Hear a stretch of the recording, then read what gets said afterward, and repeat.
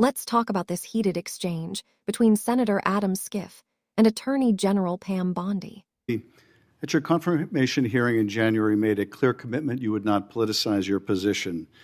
We are here today at your first oversight hearing 9 months into your tenure, at a time when hundreds of career prosecutors have quit because they were required to take unethical actions at odds with that promise, or feared that they would have to take such actions if they remained on the job.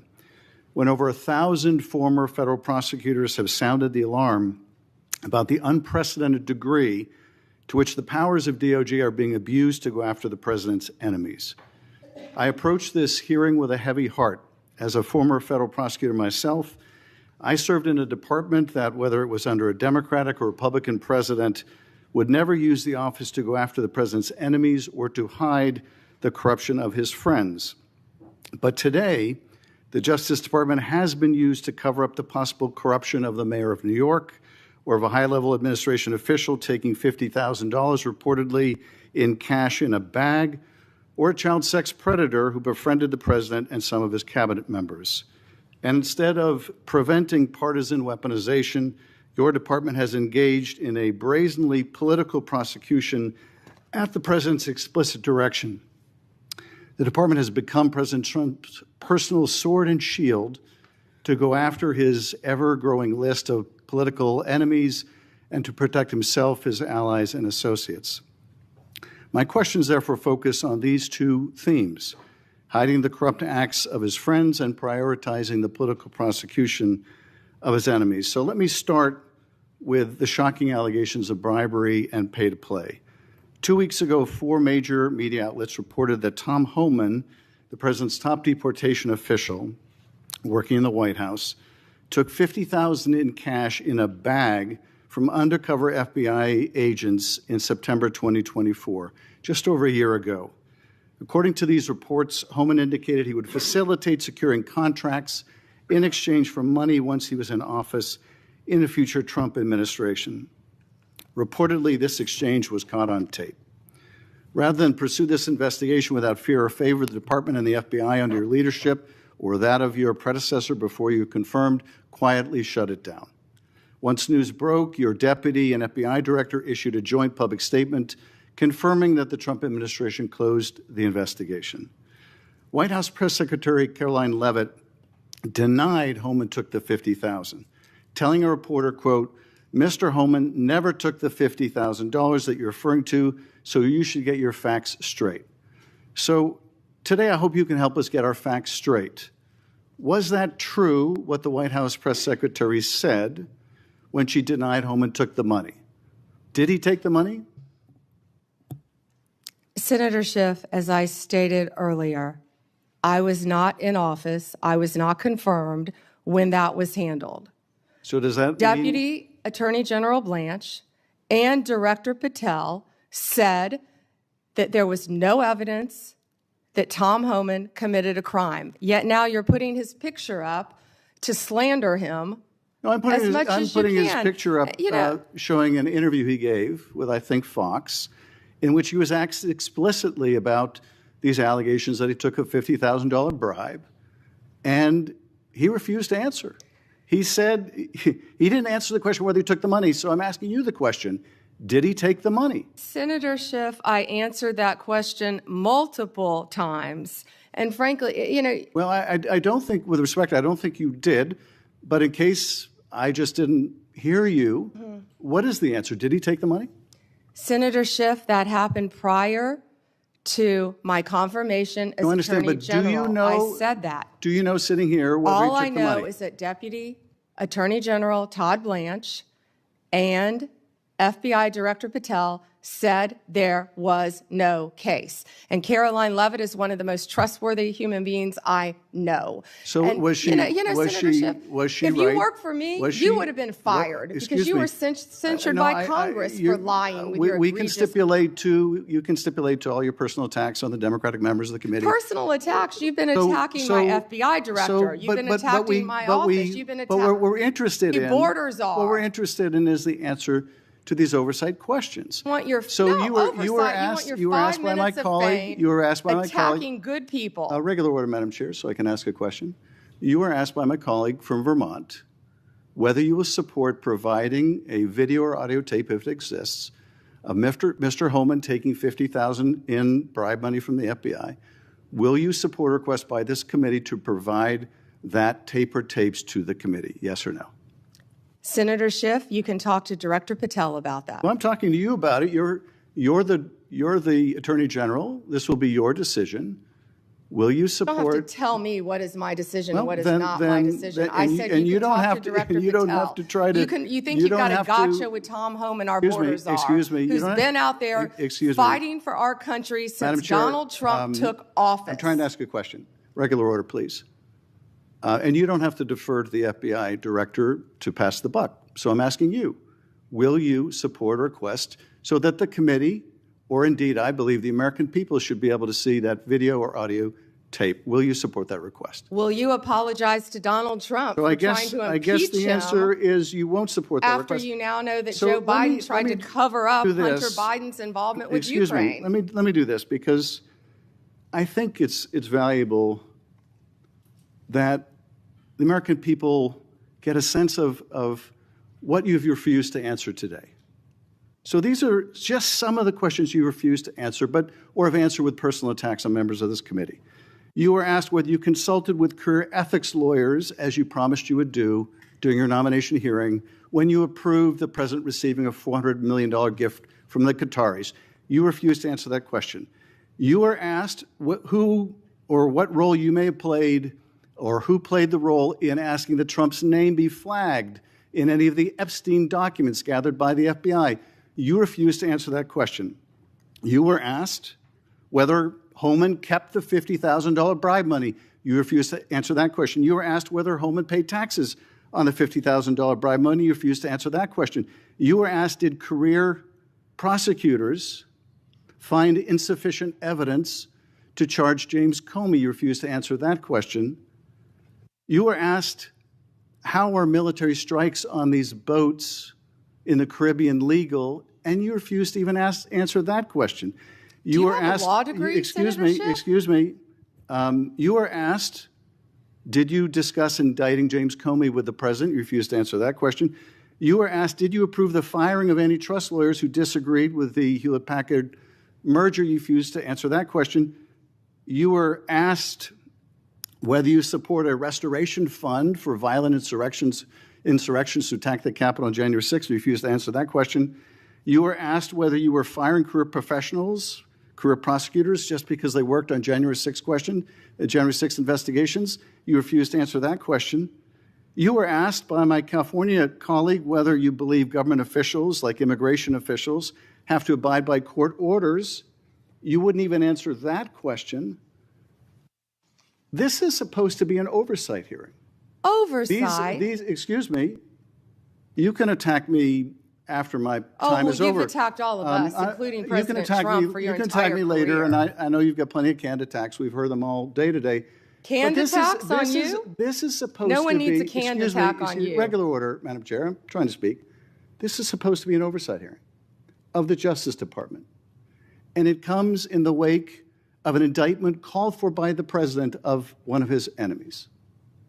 This is supposed to be an oversight hearing, and it comes in the wake of revelations that a top administration official took $50,000 in a bag, and this department made that investigation go away.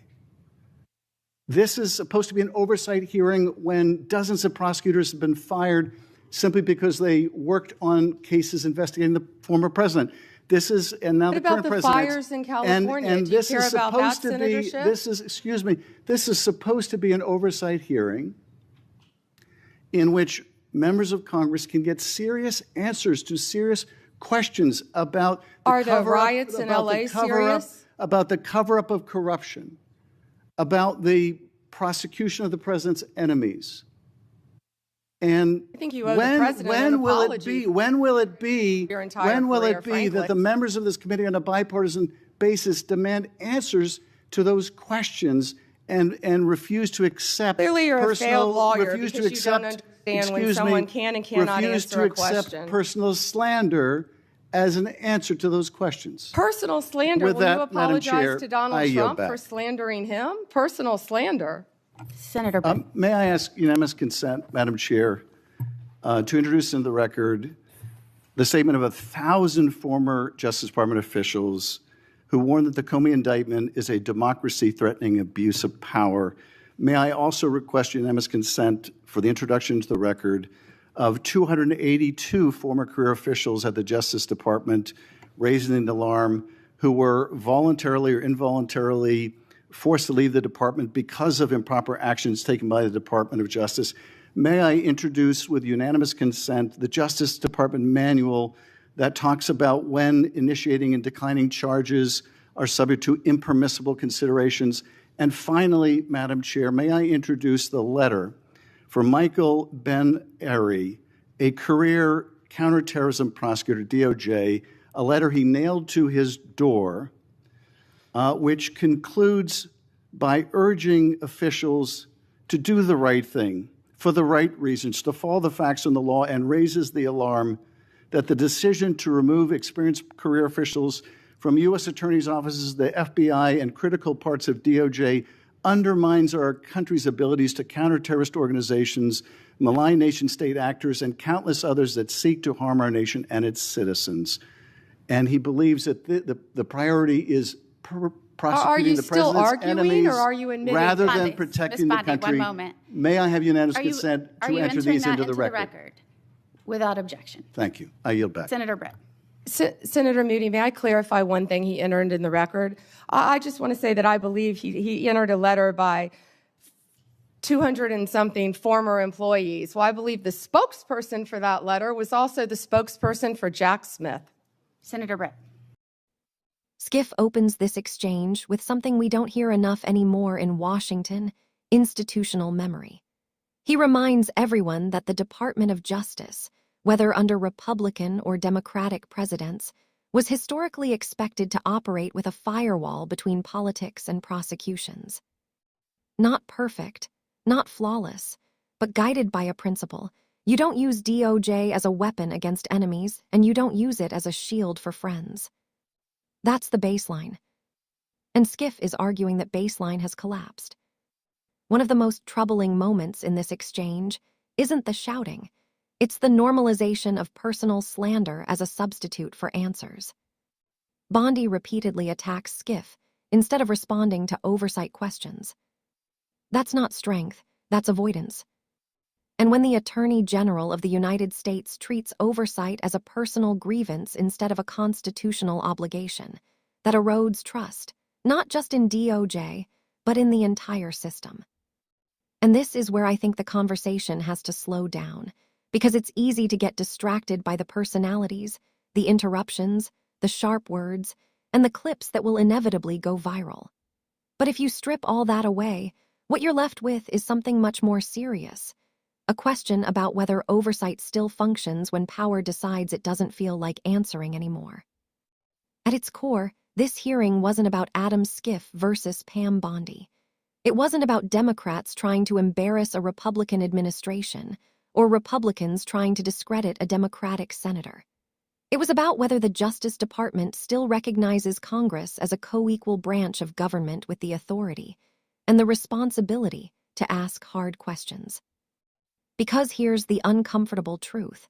When an attorney general refuses to answer whether evidence exists, refuses to say whether recordings can be shared, refuses to explain why investigations were closed, and responds instead with personal attacks and appeals to loyalty, that's not transparency.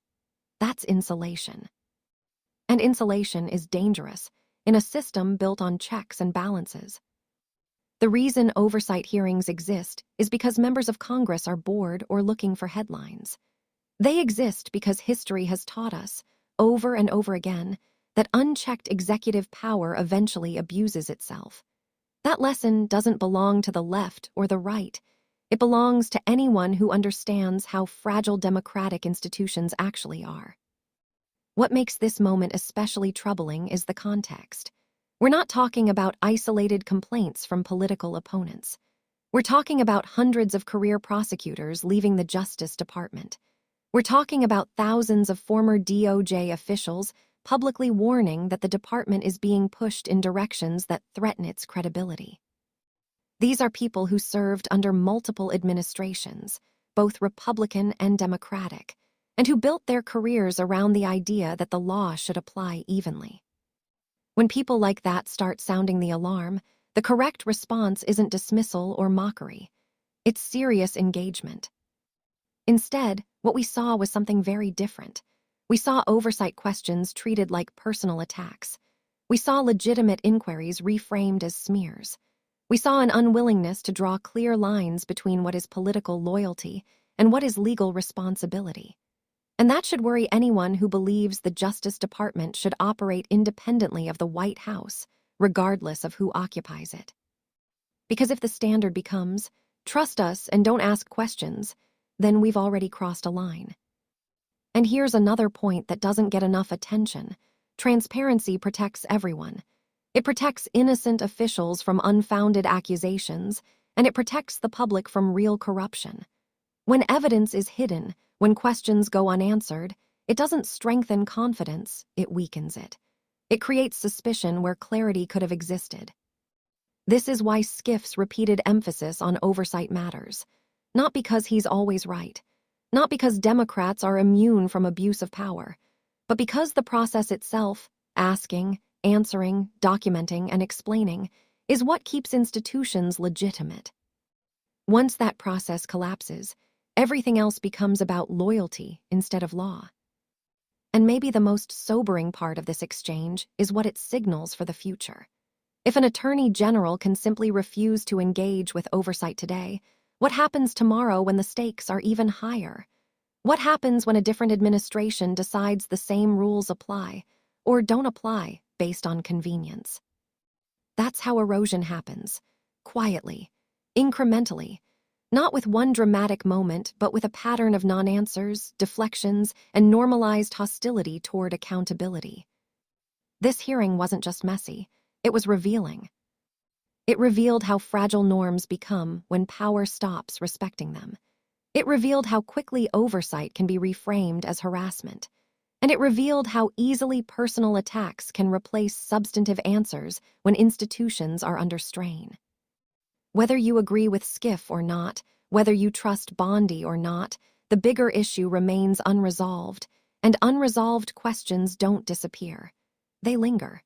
They compound. And eventually, they undermine confidence in the very systems meant to protect the public. That's why this exchange matters. That's why it shouldn't be brushed off as political noise. And that's why accountability, transparency, and oversight aren't partisan demands, they're democratic ones. If you made it this far, I really want to hear your thoughts. Do you think this hearing was legitimate oversight or political theater? Drop your take in the comments. Make sure to like the video, subscribe to the channel, and share this with someone who cares about how power is actually exercised in Washington. I'll see you in the next one.